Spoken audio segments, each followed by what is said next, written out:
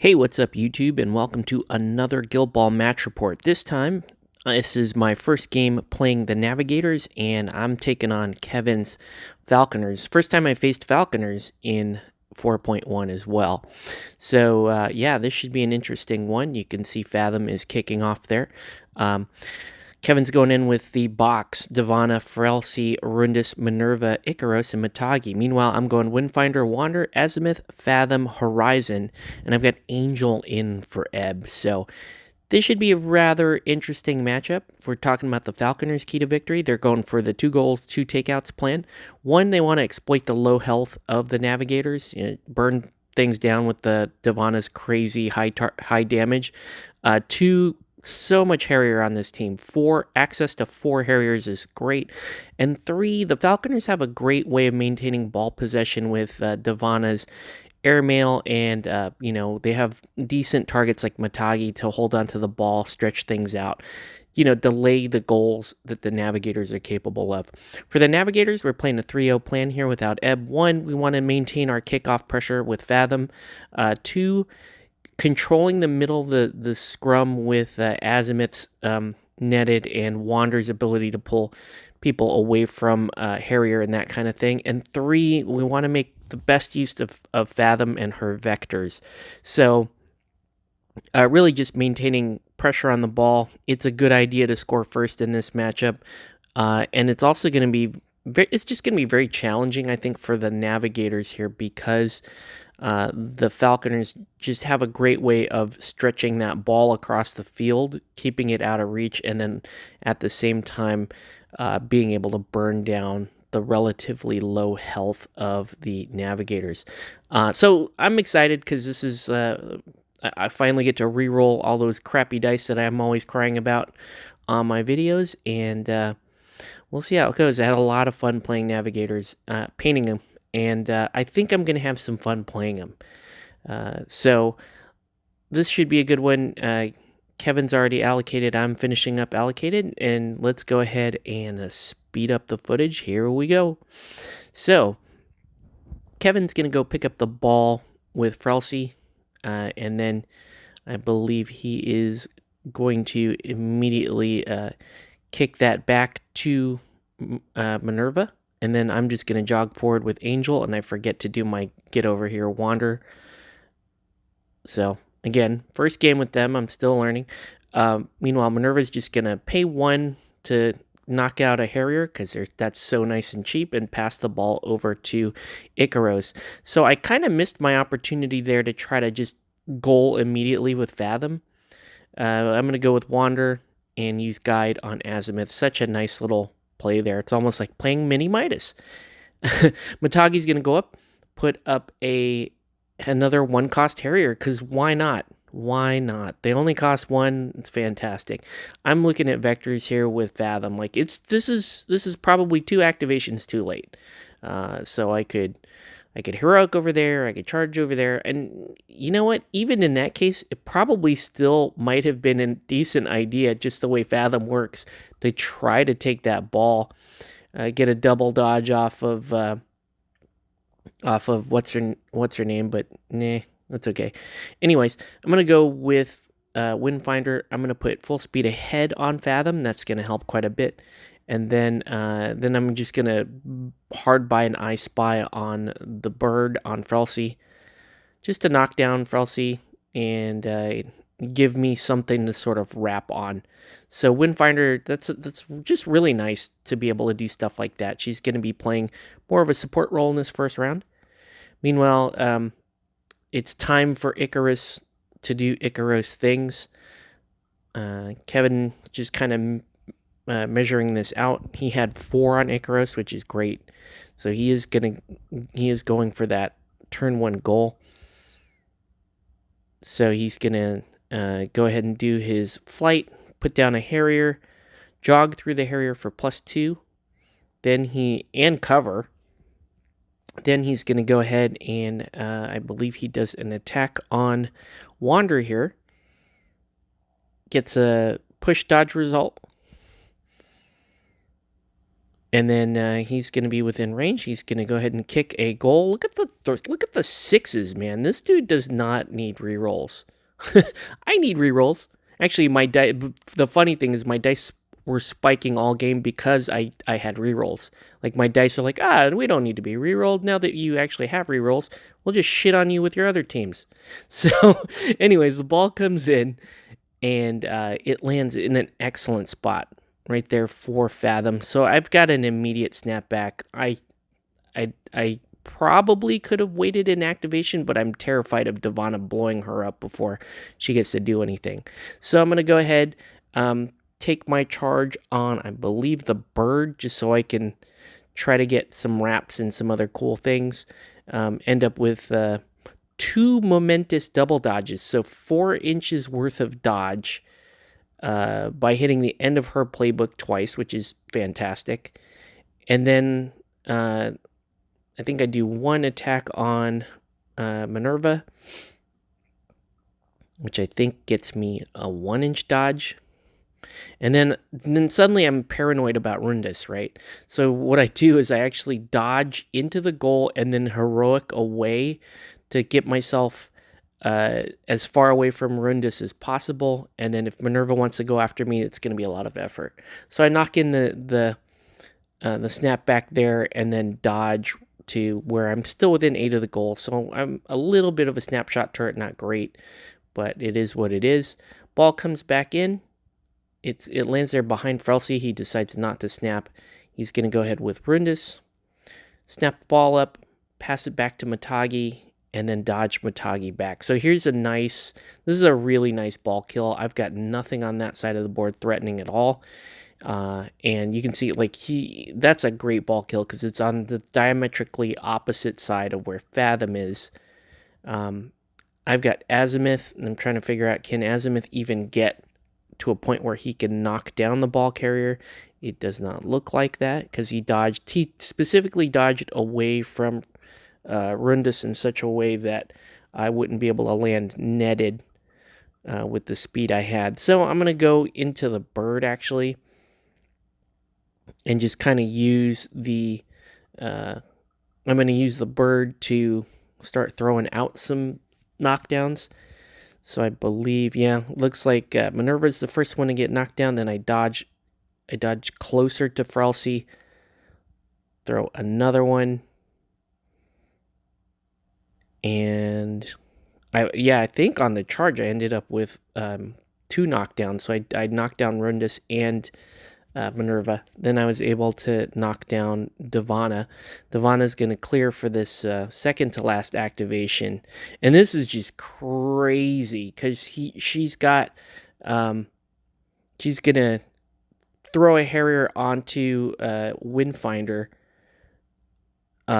Legendary to put snared and 3 damage on Windfinder and Azimuth, and then just rip her open with a couple of those you see, we didn't bother moving the Harriers, but he dropped a couple of Harriers on her and then basically air bombed Windfinder right out of the game so fast with the damage, and it didn't hurt that his dice spiked as well. So Falconers are up 6-4 and way ahead on momentum. So this is a bad spot for me because I'm losing both the takeout game and the goal scoring game. Finally, Horizon's going to go up. He was back there for a potential snapback, but no longer necessary. He's just going to, I believe, he's going to charge Icaros and do Unexpected Arrival. Like, at first, I looked at the card wrong, and I was like, no, it's directly away. So that's fine. We'll push him directly away.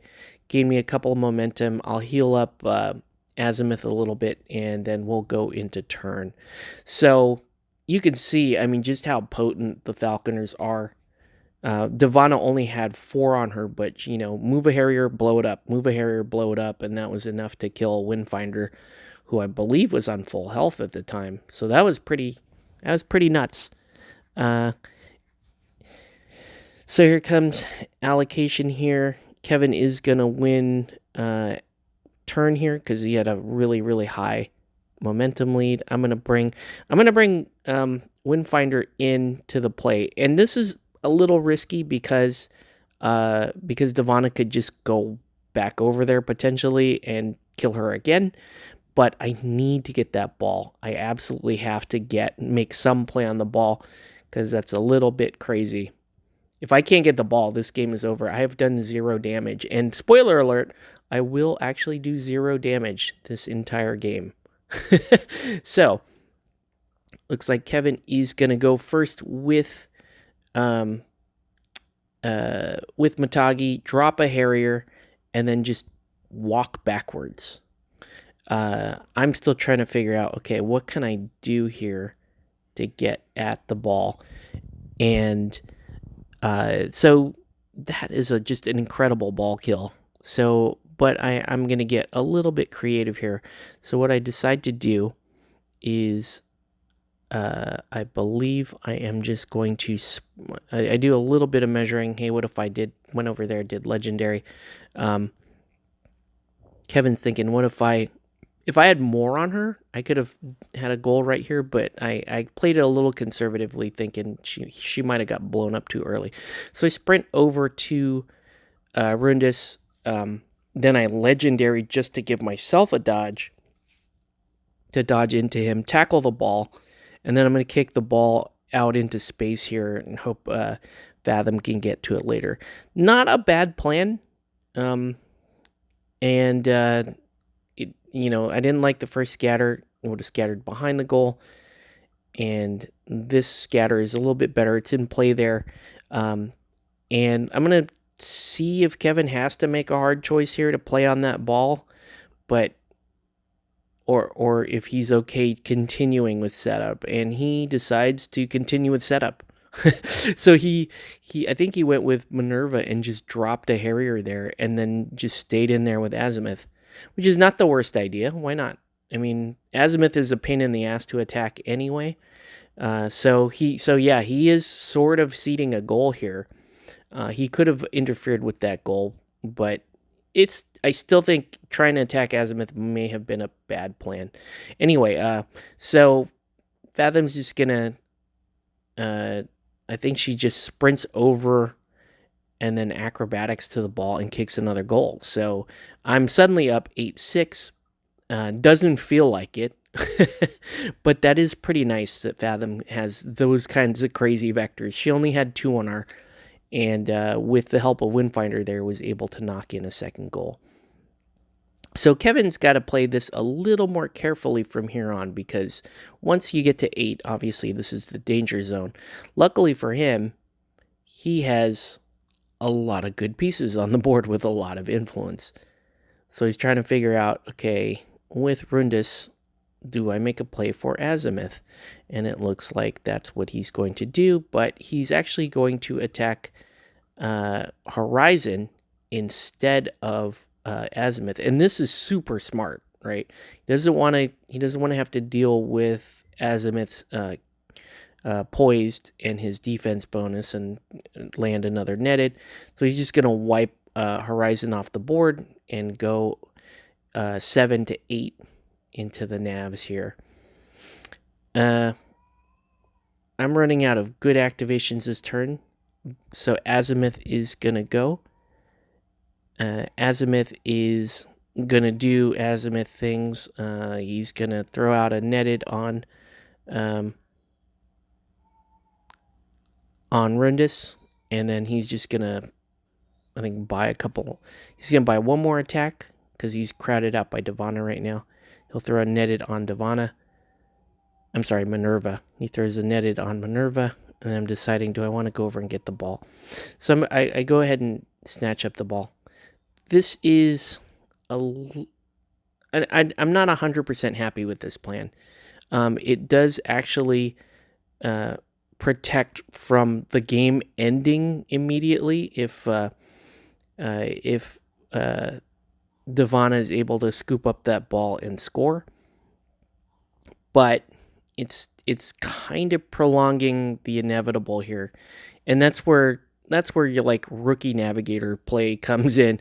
Like with Navigators, you have to, any 3-0 team really, you have to have a really a fairly solid plan for how you're going to play the ball for that third goal, and I didn't have one.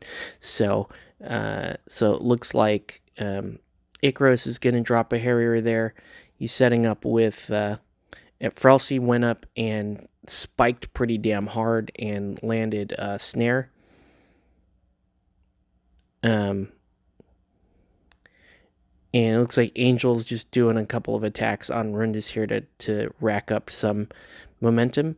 The only reason why I'm completely out of this momentum race, the main thing I want to do is I want to be able to heal up Azimuth a little bit more and try to prevent that takeout. So again, I think I've fallen back on a let's try to not let the other guy win, as opposed to, you know, playing more towards my actual win strategy.